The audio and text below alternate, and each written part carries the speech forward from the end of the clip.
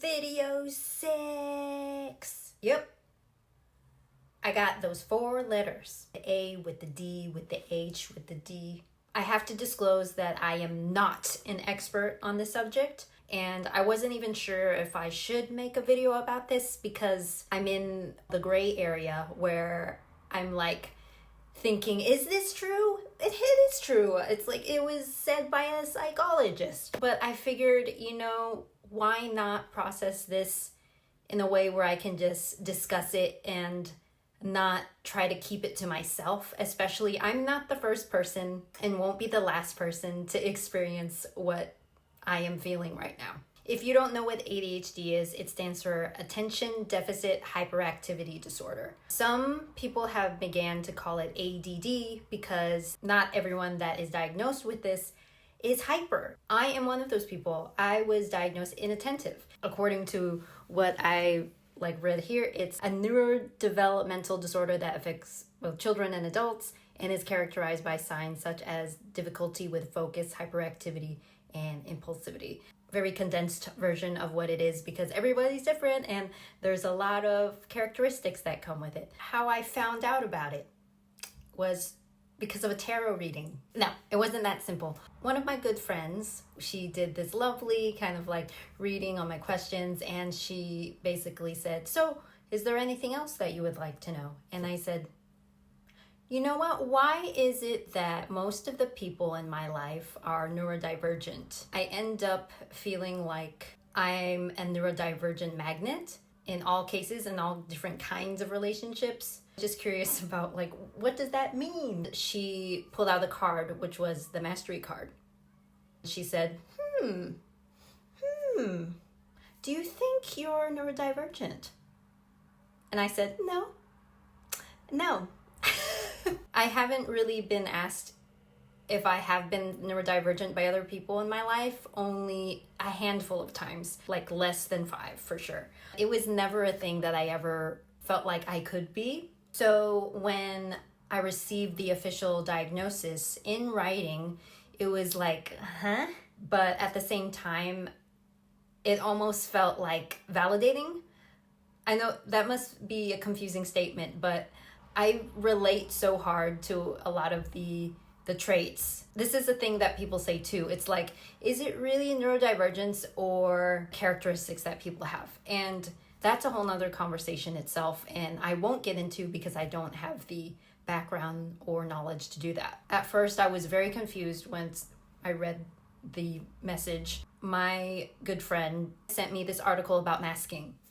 And I said, oh, you know what? I thought everyone did that. And a lot of these things I did as a child and continue to do. Masking is basically when you hide your symptoms through different behaviors. I'll put this article in the description below. So I've been learning a lot, following a bunch of social media accounts, YouTube, Instagram. The funny thing is that I already know a lot of this stuff. I had learned about neurodivergence, specifically ADHD, a lot as an outsider, as somebody who was looking in, and I was so interested in it, and even went to, there's this Instagram couple, they're called ADHD Love, Rox and Rich, and they're so lovely. They're from the UK, and I went to 2 of their events in London, basically where they provide an event for ADHD folks to just feel so understood, encourage them to be themselves and embrace themselves through all of the difficult challenges that come with being neurodivergent. I considered myself such an ally for such a long period of time. I even went through these ADHD groups where I met people. It's interesting because this is what I'm going to call the neurodivergent ally to neurodivergent pipeline. I got the idea from another account that was basically about how a lot of queer people end up finding out that they identify as queer, but beforehand it's because they were such an ally, and and then you realize there's a reason why you resonate so hard and care so much about a community is because you are a part of it. Reactions. I have told a handful of people in my life and some of them are supportive, especially the neurodivergent friends, very supportive. Some of my neurotypical friends, and it's a little bit of a mixed bag from them. One of the ways that people can respond is they'll say, oh, that's great, how you're doing, how can I help, I'm here to listen. The other side will be saying, I don't think you have ADHD. No, I don't think so. Or I never assumed that you did. And the latter is not the vibe. It can be very hurtful and dismissive, especially in this state where I myself am still figuring out what this means for me. My best friend had asked me, well, does the diagnosis change anything? And that's a valid question, because at the end of the day, I'm still myself, right? But at the same time, it does offer some explanation and understanding towards myself as to why I am the way I am and why I think the way I do. I'm in this state of confusion right now of being like, huh? But I'm an adult and this was not identified when I was a child, or that, etc., etc. A thing that my therapist tells me is to be comfortable with that. Sometimes you don't have a clear answer, and sometimes you're just getting into this whole new world, and you just have to embrace that. You have to embrace that you're uncomfortable with it and don't know where you fit in. Because beforehand, I had always looked at this through, again, an outsider's perspective and knocking off these check boxes. Because, by the way, there are 3 types of ADHD. It's hyperactive, combined, and inattentive. Even though there are lists and characteristics of what ADHD people experience, we're all individuals, right? It's not like we're all going to be the same. Some of the things that are very common might not resonate with another person that you said, well, that doesn't mean that you don't have ADHD just because you are not this way. I feel that ADHD in general is misunderstood, but particularly with inattentive, because a lot of it is internalized and you don't see like a child bouncing around the halls as the ones that are always commonly discussed. I followed this account on Instagram. So I had asked, what should a newly diagnosed person look at when they are just totally confused? She suggested that you should find the community, join these groups where you can openly discuss this with other people who have experienced it, get some reading materials, and if you need it, you can also have a coach and a therapist. That was another reason why I was quite confused. I feel like I function well in the world, but then again, there are different severities and different ways that masking can affect that, and also your support system can mask a lot of things. It can kind of hide some of your issues if you have a great support system. My good friend Nikki recommended this book. I got it from the library. I don't know why I tapped it. It's because I watch so much ASMR that I'm just like tapping everything. I should do an ASMR video.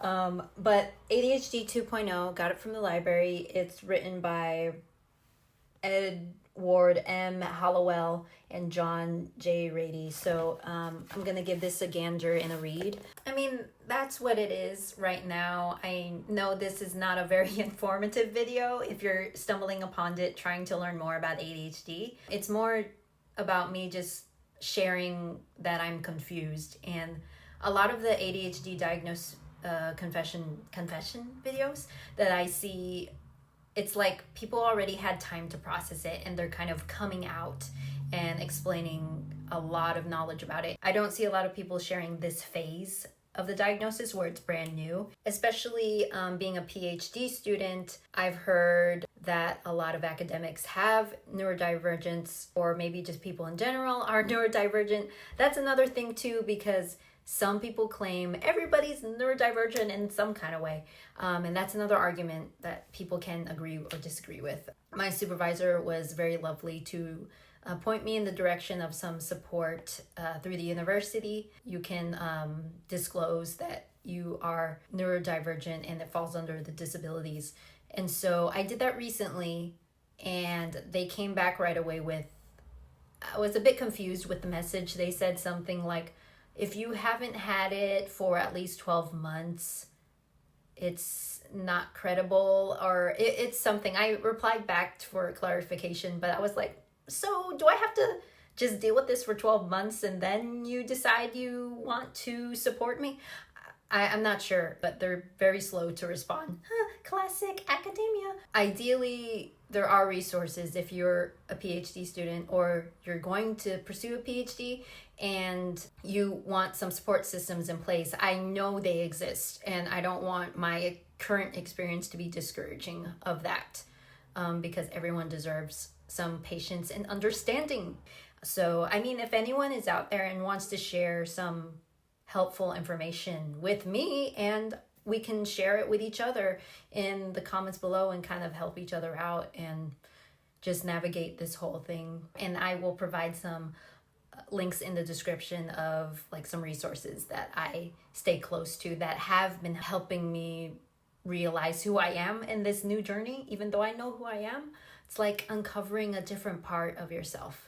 But if we want to talk about something that's completely unrelated, I was excited to wear this shirt. It's the Cherry Tomato Boys. If you know what this is, we're automatically friends, okay? Once it's between the bread, it's all the same. So A24, there's this show called The Curse. It has Emma Stone and Nathan Fielder. Love both of them to death. If you know me, you know that I adore Nathan Fielder. Nathan For You, The Rehearsal, Emma Stone. I've been a fan of Emma Stone forever. So when they were in The Curse together, I was like, oh my god, this show is made for me. And The Curse. Highly recommend it. Go check it out. I just wanted to show off the shirt. It's a Cherry Tomato Boys. Who's on the Cherry Tomato team here? Another unrelated thing is I saw Gladiator 2. I freaking loved Gladiator as a kid. I was the tender age of 11, okay? And I was literally so obsessed with Russell Crowe, but I was also a huge fan of Adam Sandler at this time. There was an era of MSN, if you remember, MSN groups, an easy way for anyone to create their own websites. And I had a Russell Crowe, Adam Sandler Fansite. The website was called Russell Crowe and Adam Sandler fans because their fan base clearly crosses. It makes perfect sense. Yes, they made Gladiator 2. I have to say I do love Denzel Washington, and his performance is great. I don't want to make a mini review here about Gladiator 2 or anything. This is called the PhD vlog, not the Gladiator vlog. Just wanted to share because I just remembered that website I made as a kid. I made a lot of websites that were useless. Back to the topic at hand. If you have any questions about the PhD life, you can leave them in the comments below, and I'll do my very best to answer them as I can. And again, thank you for watching and being here with me on this PhD diary journey. So see you in the next video.